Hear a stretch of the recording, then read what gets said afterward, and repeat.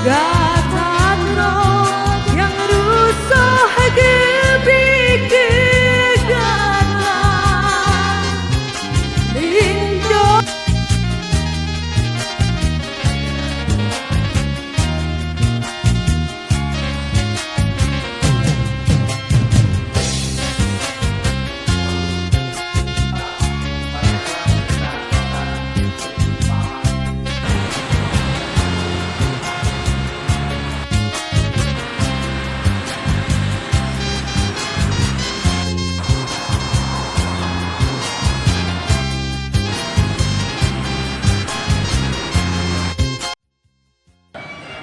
Saya, apa yang dilakukan oleh Partai Aceh saat ini sesuatu yang perlu diapresiasi, karena sebuah keniscayaan partai itu menutup diri dari berbagai komponen masyarakat, apalagi kepentingan masyarakat itu kan sangat dimungkinkan diwakili oleh berbagai kelompok yang ada dalam masyarakat, sehingga eksistensi partai bisa lebih kuat. Kita tahu sendiri bahwa partai ini kan salah satu institusi resmi yang diakui oleh negara dalam sistem demokrasi.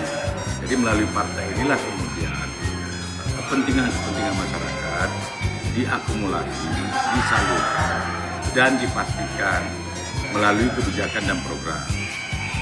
Kalaulah Partai Aceh saat ini menjadi partai terbuka, itu artinya bahwa pengurus Partai Aceh saat ini sangat memahami berbagai tantangan yang terjadi dalam masyarakat pasca penandatanganan kesepakatan damai atau yang lebih dikenal dengan MOU Helsinki pada tahun 2015. Jadi dengan demikian harapan kita, semoga saja kepengurusan Partai Aceh yang baru saja ditetapkan itu lebih dapat menyuarakan berbagai tantangan yang ada dalam masyarakat.